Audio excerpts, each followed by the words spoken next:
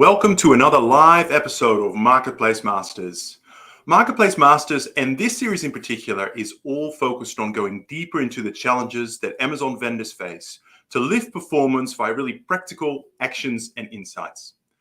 I'm your host, Paul Sonneveld, and today we're going to explore shortages and chargebacks, often referred to as a hidden cost associated with Amazon Vendor Central. Now, to help us do this, I've invited Shelby Owens on the show today to join and share her expertise. Let me take the opportunity to introduce you to her.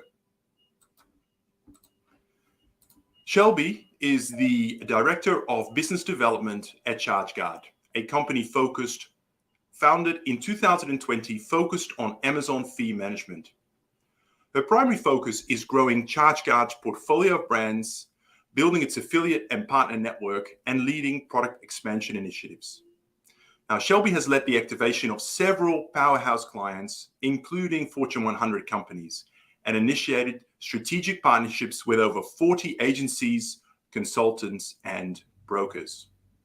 Shelby is passionate about creating authentic relationships with partners and clients, and truly enjoys being to make the connections that improve businesses. So it brings a broad range of experience to the conversation today.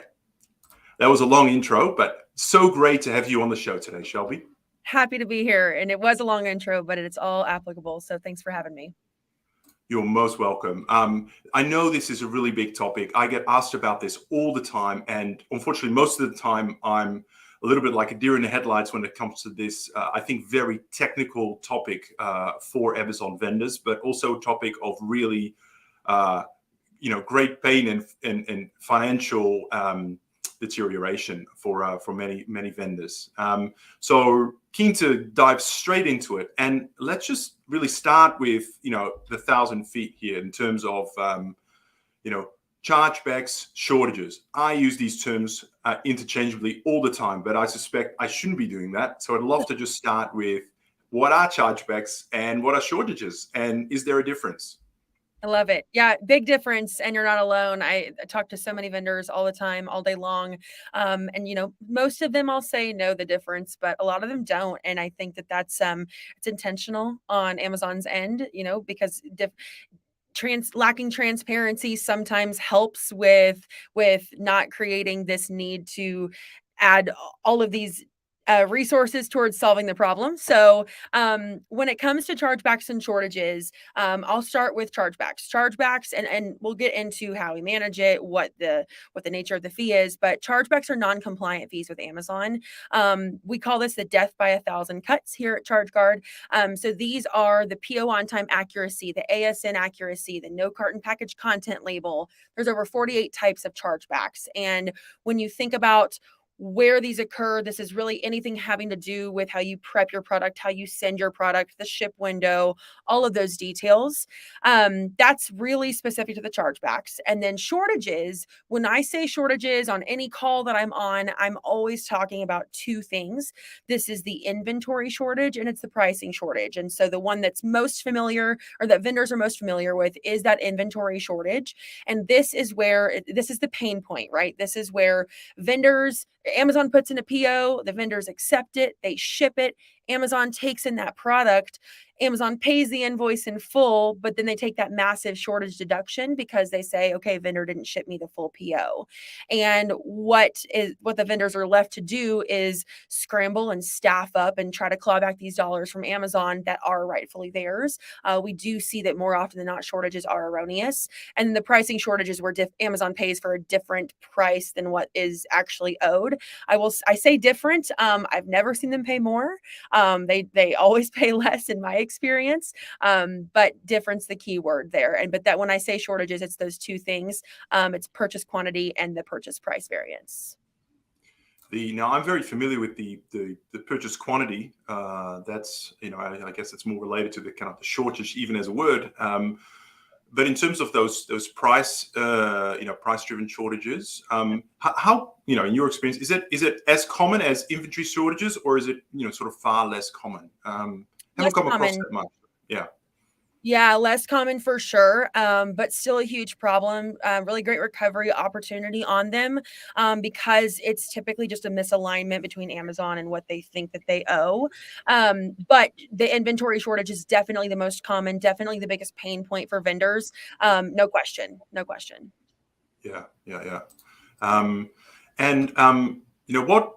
Just to sort of let's stay at that 1,000 feet level. Like, how big is this? I mean, maybe the word issue is the wrong word to use, but it's clearly a problem. There's a lot of financial waste that goes into this whole of shortages and claims. Do you have a sense of how large this issue is? As a whole, or for a typical vendor? Yeah, both actually. So we did an analysis in 2020 and 2021, and looked at, what percent of Amazon's profitability comes from vendor. What are these fees average? We looked at all of it. What we found after a lot of research is across 2020 and 2021, these fees, just the chargebacks and shortages, which there's a whole other fee ball game, the co-op, the overages, the provisions, all of that we don't touch in current state. So specifically, chargebacks and shortages totaled about $13 billion across those 2 years for vendors. When you think about that That's impact, that 13 is billion, right? That's with a 13, B. that's a Yeah. B. Yeah, I didn't, there's no misspeaking there. Yeah, Yeah. billion Wow. dollars. One of the things that I'm sure a lot of vendors have seen if they've gone to our website is we call it a hidden profit center. I hope to one day have a business where I don't consider billions of dollars a line of profit, but I do think that any business would consider that. So it's a huge pain point, huge pain point. And when you think about the reason they occur, and the reason this has become so big is chargebacks. That's a portion of it, and we'll talk about the nature of the fee, like I said, here in a second. But the shortages, that's really the biggest cause for this huge number, this $13 billion. The primary reason that shortages occur is because Amazon has built to scale, as we all know, and they have an automated receive process. And when they're taking in the inventory, they break it down into sellable units, but it's automated. So maybe something weighs something improperly. Maybe a label isn't scanned right. Maybe a barcode isn't scanned right. Maybe it falls off a conveyor belt. Maybe it's stolen. There could be, the list goes on and on and on as to the reasons why Amazon wouldn't likely take in all of that inventory. And then, like I said, that burden is placed on the vendor to have to disprove that. And what we've found is talking to most vendors, they just kind of see it as an Amazon tax. It's a cost of doing business. They accept it. They move on. It's not, right. It's a lot of money. When you asked about the individual impact, we see that Amazon's fees average about 4 to 18% of a vendor's shipped COGS, which should reflect their invoices, right? So that purchase order amount. 4 to 18%, with most vendors falling around 6%. When you look at that number, that's profitability, right? That's not a Yeah. pre-negotiated set amount, and then you have your profit margin. That cuts directly out of profitability for vendors. So 4 to 8% as sort of as an additional chunk that comes out of your bottom line margin, which I don't know, depending on the category, probably somewhere in the vicinity of 30 to 35%. That is almost a third, right, or a quarter. That can be quite significant. It's very significant, and it's 4 to 18%, and I've actually seen it as 18. high. Sorry, I heard 8. Right. No, Wow. I know, and I've actually seen it as high as 28% for a vendor when we did an Wow. audit, and yeah, and that was an interesting conversation. But what's been really interesting for me to learn is the exposure that we have to these vendors, and when we're going through these conversations, how they're so willing to be very vulnerable, depending on the vendor, but a lot of them are extremely vulnerable, and they're like, listen, we know our profitability is in the single digits and our fees are in the double digits. So there's clearly a problem here. And Yeah. so that's, I always appreciate the transparency, because we are trying to solve a problem and trying to switch that up a little bit. Yeah. And how visible are these fees? I mean, when you work with a client, you crunch through the numbers. I mean, is they go, yeah, I knew that, but can you help us fix it? Or is it, oh my goodness, I didn't even know it was 18%. I thought it was 2%. Like, what's the level of transparency that Amazon provides in terms of these charges? Very, very little, intentionally. Again, the No charge surprises there, I guess. Yeah. no kidding. The chargebacks, I feel like the visibility is a little bit easier.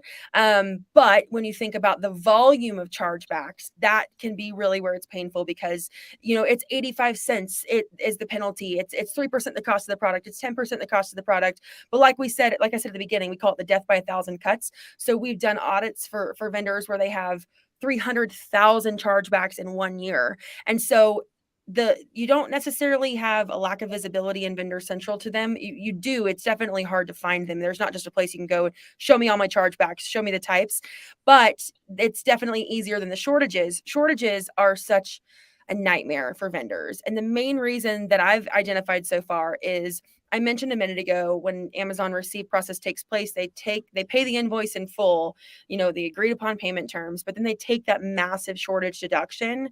What happens here is, so let's say the invoice was $100,000. They're going to take a $50,000 shortage. They only received 50% of it.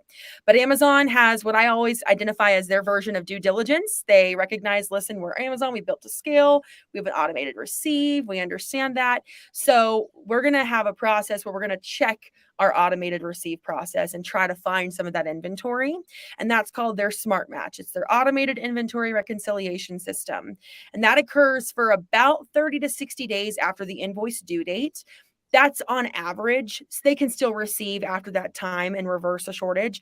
But what happens during this time is they find your product and they create a child invoice under that original invoice where that shortage was created, and they pay it back, and then that creates a new one. So now you have a new shortage amount for a little bit less, but it just trickles down as they find that product. So I've seen this go 40 deep for a vendor. So if you look in Amazon and you go to your invoices, you type in an invoice number, if you aren't familiar and you don't click at the end of that hierarchy, you're going to think that you have a shortage for $50,000, where maybe after that receive process finished out, you only have a shortage for $25,000. So it is definitely, there's very, very little visibility, very little transparency when it comes to what the actual problem is. So it sounds like death by a little bit of paperwork as well. Just Oh my creating gosh. a lot of opaqueness, to be honest, in the process. And I'm not sure this is necessarily deliberate. I mean, but it is very hard to chase all that down. I'd love Absolutely. to jump into some specific examples, but before we do, I want to just talk about the look back period, right? So there might be vendors sitting here going, "Hey, I think 2 years ago this was a massive problem for us. We just didn't have the resource to get after it. Can you go back and recover, chargebacks and shortages, say 2 years ago or 3 years ago? What does that look back period? What is it, and is it possible?"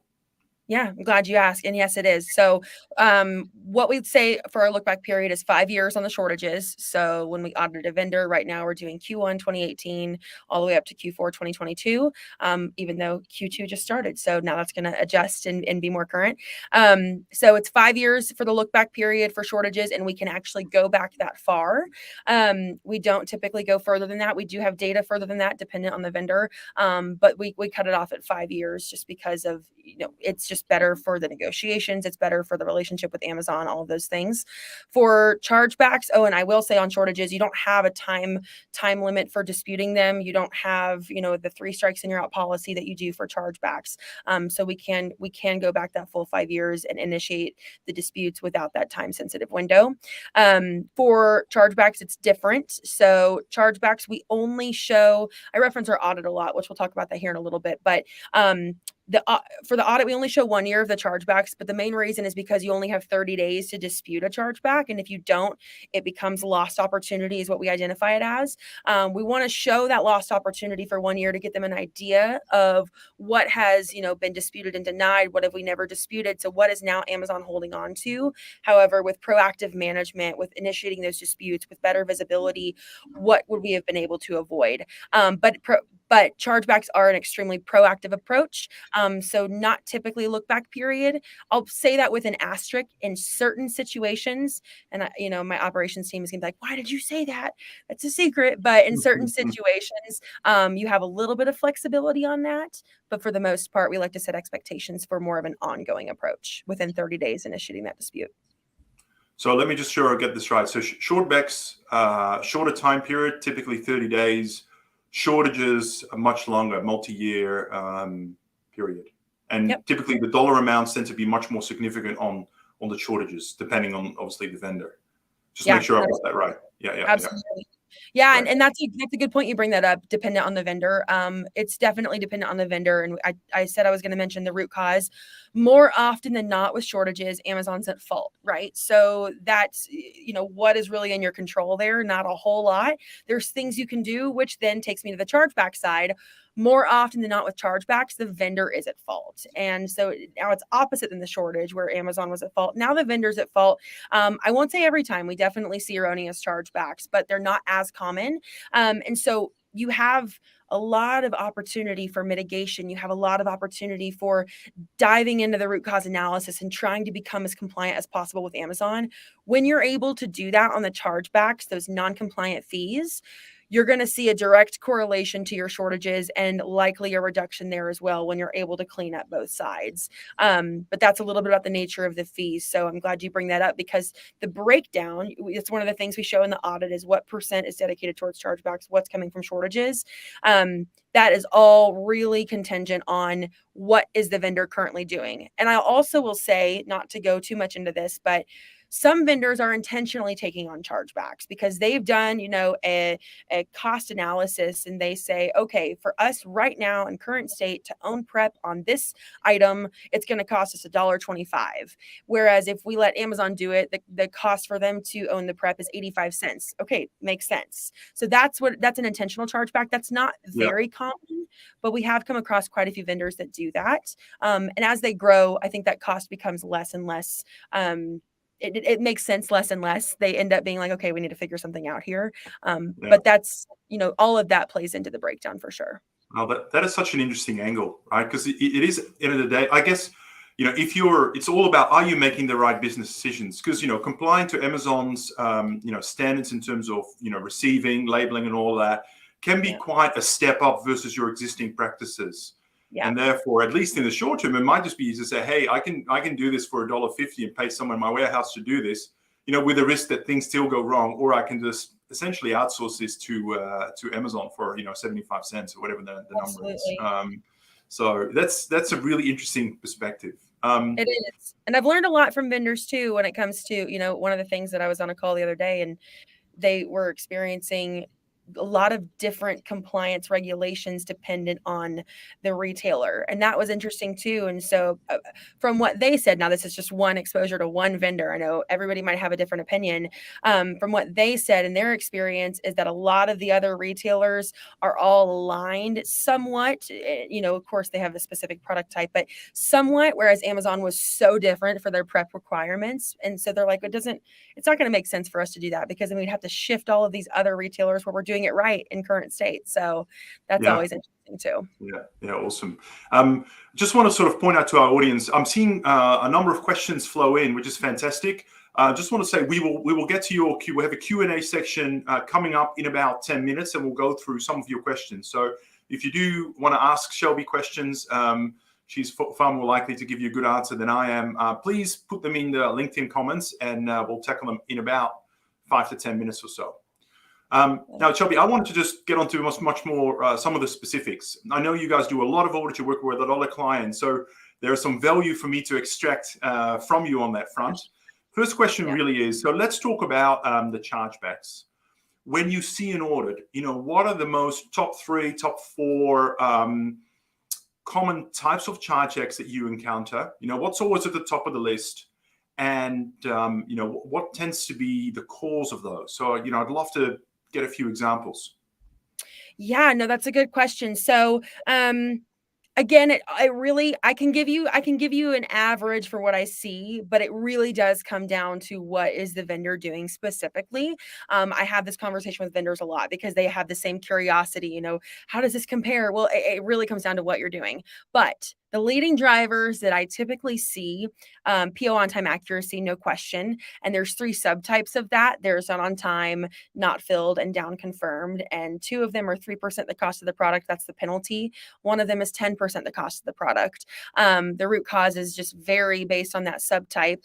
Another common one, that's definitely, I would say, the leading driver. Another common one that I see is ASN accuracy. And there's about 6 subtypes here. So a lot of reasons why you would get that. But the subtypes are basically all different reasonings. And then on each of the subtypes, there's different root causes, and then there's different fees based on what they are. And then I would say the third, you asked for 3, and we show 3 on our audit, fun fact. But I would say this is when it typically really gets vendor specific, but let me see, EDI issues, labeling, no carton package content label. That's a big one. Prep bagging is a big one. I know that Amazon has some wacky bag requirements for certain items. I was talking to a vendor not that long ago, and they're like, we have a hockey puck and we don't need to put it in a bag, but Amazon is requiring a bag. Please help. So that was an interesting conversation. But I would say definitely PO on time accuracy, definitely ASN accuracy. And then the third one really varies, but I would say prep or no carton package content label, anything labeling issue related. Yeah, no, that's super helpful. Can I just elaborate on a few of them, or just sort of ask you to explain a little bit more in layman's terms for those of us that kind of don't kind of live in this world? For sure. ASN accuracy, right? So just explain that to us. What does that mean for those kind of, particularly those that are new to the vendor space? What are we talking about here? Yeah, good question. So that's advanced shipment notice. And so that is, like I said, there's quite a few subtypes attached to that one. There's probably about 6 subtypes, I'm pretty sure. And those vary. There's so many different ones. That would be invalid or missing ARN, which is a number specific to Amazon. There's a missing expiration date, and that's all on that ASN, that advanced shipment notice. So you're sending an advanced shipment notice to Amazon, and you're basically sending them incomplete or incorrect information. Correct. Yep. One of the most common ones for ASN accuracy, I believe this is one of the subtypes, is the pro/BOL mismatch. That's a huge one. The expiration dates are a huge one. There's a couple different ones that actually apply to expiration dates. So that's a little bit more specifics. Going more into that would be my operations team, but that is brief overview. Yeah. Sorry, one more thing, and I'm being very nitpicky, but I just want to make sure I walk away with understanding everything you've said. I think you mentioned in the first example, you mentioned the sort of subtype down confirmation or something. I may have misheard you on that, but do you mind just elaborating briefly on that? What does that mean? Yeah, so down confirmed, the root cause of down confirmed, it's one of the subtypes of the PO on time accuracy. So this is when the updated confirmed PO quantities after 5 business days into the ship window or delivery window, that's when there's like an inconsistency. And so the penalty of that is 3% the cost of the product, and it's trailing a certain amount of weeks. But that's just, it has to do with the PO quantities, and it has to do with not having the right information within that. Yeah, it sounds like this is you as a vendor deciding last minute, instead of sending Amazon the 100 units that you said you would, you just said, oh, I've looked at my warehouse, I've only got 95, I'm going to send you 95, I'm going to, adjust the PO quantities down. That's exactly, yeah. Which I will say, I mentioned that more often than not, the chargebacks are the vendor's fault. PO on time is one where there's a lot of opportunity for mitigation, because sometimes it just comes down to the understanding of the chargeback type specifically, and it can be a small little tweak to avoid that from happening. So there's a lot of opportunity for recovery on PO on time accuracy, and a lot of opportunity to avoid it. So that's a silver lining here. When it sounds like it's really complex and it's like, gosh, there's so many rules and regulations to follow. Some of them are just a quick fix, I'll say. Yeah. Which actually leads me to, I know you do a lot of recovery, but you do consulting work as well, really getting down to, the root causes, because ultimately this is about not just, I guess what good looks like is to put yourself out of business. You help clients recover, but you really get down into, help them solve some of these root causes, right? Because ultimately you may be able to recover it, but even the cost of recovery and, the working capital involved in that could be quite substantial. Talk to me a little bit about like that root cause analysis, how you do that, and I'd love to just hear a couple of examples of typically what are some of the root causes and how you solve them. I'm sure there's hundreds there, but a couple that come to mind would be awesome. So many for sure. And I wouldn't know any specific examples, but I can tell you an example of how we brought it to life and what I looked at from this case study perspective. But so yes, you're spot on. A lot of what we do is about recovery, because shortages are going to exist for the near future as long as I can see. So because again, it's an Amazon error. Whereas chargebacks, like we talked about, more often than not, the vendor's at fault. So we do want vendors to be compliant. Our biggest reason here is, I won't spend too much time on our background, but we have a background as an agency with managing vendor businesses, managing seller businesses, and we needed to create a solve for the vendor central side of things. So the core of what we do is problem solving, whether that be through recovery, whether that be through mitigation. So when we dive into mitigation, it is chargeback specific, but like I said, you will see kind of a duplicative effect across your shortages as well, and a reduction there, which is always great, very beneficial. But this is, you mentioned, working yourselves out of a job. The recovery opportunity on chargebacks is smaller than it is on the shortages because of the nature of the fee. So when we get in there, and we know Amazon cares so much about compliance. So when you can get a vendor to a very compliant state, not only are you adding so much value to them and avoiding this cost from ever taking place, but you're also giving yourself so much leverage with Amazon and control, and you're doing things by the book because it's less resources and time on Amazon's side to not have to charge these fees. So I don't have an exact example. I do know PO on time accuracy is a huge one. I know there's a lot of prep issues that take place that, like I said, are sometimes intentional, sometimes they're not intentional. I can speak to the case study that we did. We had a vendor on our platform. When we did their audit, they did about 80 million a year on Vendor Central. And at this time, we were showing a 2-year audit. So 2 years on the shortages, 1 year on the chargebacks. Their chargebacks for the 1 year, because we always show 1 year for the chargebacks, they had about $4 million in total chargeback fees that they never disputed and they didn't have visibility into. So those do fall out of that category of opportunity. So they go into lost opportunity. When we looked at the year before partnering with us all the way to the year after, their business grew 9% on Amazon. Now, I will say we don't promise business growth because some of our vendors are transitioning off. They can do their thing.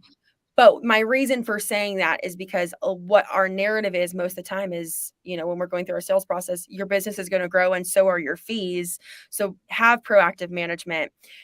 As their business grew 9% in the year after working with us, their fees were mitigated by 30%. And that was primarily due to 2 different types.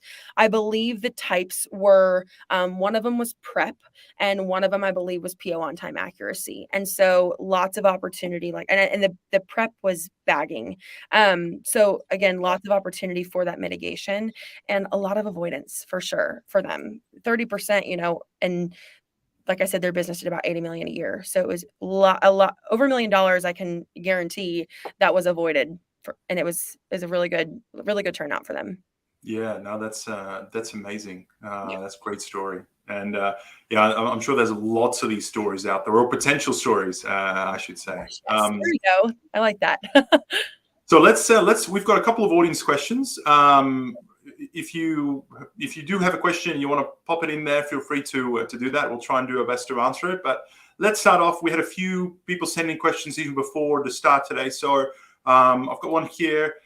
What is your average recovery rates for an in-depth audit? So let's start with that. Love it. So when we do an audit, we have a standard recovery rate that we plug in. It's blended across chargebacks and shortages. And it will depend on the specific breakdown of your fees. Like we talked about, that chargebacks dependent on what the vendor is doing, that might be higher. So that would adjust some of the rates that we use for our audit.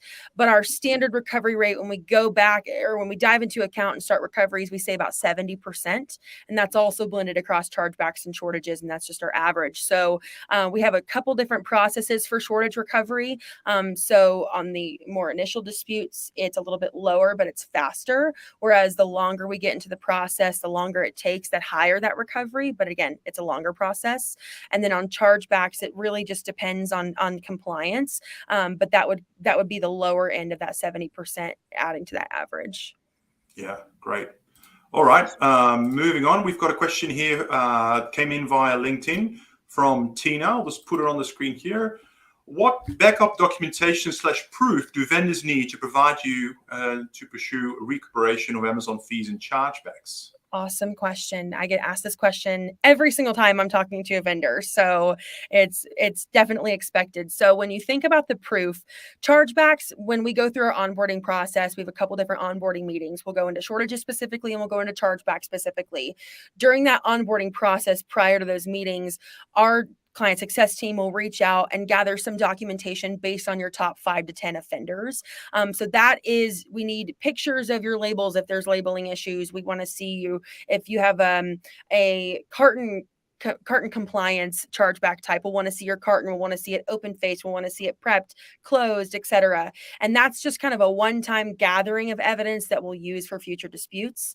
Shortages, it's a little bit different. And my answer is always, I think, unexpected, but it's always understood. I will say this.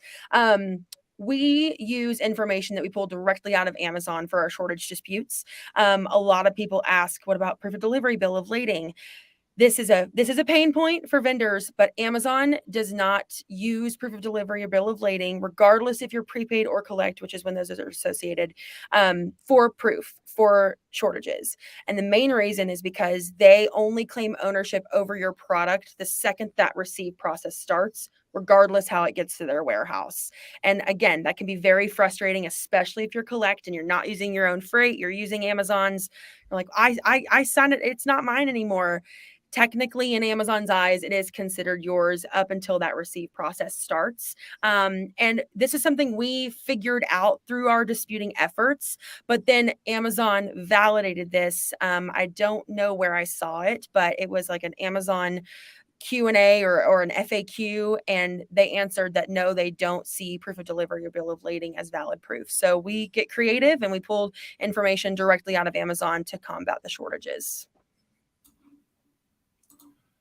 Thank you, Shelby. That's a very comprehensive answer. I think I've got maybe time for 1 or 2 more. So I've got another one here. What is the general processing time for Amazon to actually pay out the shortage claims? Great question. So I mentioned a minute ago that we have a couple different steps to our shortage dispute process. We have our initial disputes, we have an escalation, and then we have that settlement with Amazon. Dependent on the round you're in, you're going to see a different payout timeline. So for those initial disputes, typically Amazon responds to that dispute within 30 days and then pays it out within another 30 days. If you're in the escalations, it can take a little bit longer, but still faster than that settlement, which is that third and final attempt. The settlement can take, we always set expectations for about 6 to 9 months, and that sometimes it can even go longer than that. And that's because that settlement is a negotiation with Amazon. The way the process works, and this is an Amazon process, you submit the bulk negotiation for review. They accept the amount, and now they're not paying the amount, but they accept, hey, we see that this is an open amount in the account, and we'll offer you, 5% of it. And they start very low, and then you have to kind of wiggle them up to that highest payout possible. And so that's that process can take a lot of time. So that's a little bit about the time. It depends which round of the disputes you're in. Yeah, great. Thank you. Okay, I'll throw up the last question, which is actually a great segue in terms of wrapping up the show. I usually get to this as well. Anyway, so Tina's asking, what is charge fees and structure for engagement? What's the average duration? I would like to sort of add mine on top of that, which is I'm sure there's a lot of vendors that are watching the show, maybe live or on demand. Thoughts are starting to bubble up. They'd love to maybe engage with you or at least have a conversation. Paint a picture for us is how do we get in touch with you or how they get in touch with you? I think I'm pretty clear on how to get in touch with you. And what does engagement look like? How do you work with clients, in 30 seconds or less? Love it. We can make this quick. So We start with a free audit. Our audit is totally free. It gives visibility. Like we said, 5 years of shortages, 1 year of chargebacks. We'll bring a lot of information to that audit. The second slide that we bring is a cost benefit analysis. So based on that snapshot in time, we want to show you where you net out with cost included. So what our standard cost is prior to getting any audit. Now it's not charged pre-audit, but this is what we always market, is a $7,500 engagement fee. That's again prior to us having visibility to that audit. And then we go to a two-phase commission structure. We charge a 25% commission on the first $250,000 that we get back, and then we drop to a 15% commission, and that's for the life of the client. And so that's our standard cost. But of course, once we have that audit in hand, lots can be done. I'll say that. Thank you. That is great. I love the just transparency. This is what we charge. This is how we work. No beating around the bush. Yeah. If it's right for you as a vendor, get in touch. If not, that's exactly. But, I love that transparency. That's the point, right? And the transparency, I will say this doesn't happen often, but it has happened. I will not lie about this. Sometimes a vendor will do an audit because why not? It's no cost, no obligation. We'll review the results with them, and maybe they're doing an incredible job managing in-house, and they don't have a need in current state to outsource it to a company like ChargeGuard. So then we give it to them. We're like, here, go brag on your team, brag on whoever's doing this. Take this audit, look at your fees, look at your compliance. You're doing a great job. So I will say that doesn't happen often, but it has happened. And that is also a use for the audit. So it's definitely, like you said, why not? Just get some visibility and see what's out there. Awesome. So just very practical for people to get in touch with you. What's the best way to do that? Email is great. It's shelbyo@chargeguard.co. It's not .com. So if you send it, you will get rejected. I always like to say it's catchy. So shelbyo@chargeguard.co. Or you can go directly to our website and you can click book a demo, and that links directly to my calendar. So lots of different ways. I'm also on LinkedIn. I know you tagged me and I think I commented on it. So you can reach out to me anyway. But emails, I'm always checking my email. My email is like my child. So I'm always on that, making sure it's up to date. But however you need to get to me. That is awesome. Well, we're out of time, so we're going to have to wrap it up there. But Shelby, thank you so much for coming on the show today. I just love that kind of passion. I think I said it the first day we met, you just radiate passion, you radiate depth in terms of expertise. And I just love that. So thank you for just sharing that with us today, being very generous with kind of your knowledge, your experience, your case studies. I really, really appreciate it. Absolutely. So thank you so much. Thank you. Thanks for having me. It was awesome. I know. All right, guys. Well, that's it for today's episode. I hope you enjoy that. Thank you for your engagement. Thank you for your comments. And thank you most of all for watching and listening, for those of you who are listening to this as a podcast afterwards. Don't forget to visit merchantspring.io to book your free personalized tour of the Amazon vendor platform. Until next time, bye-bye.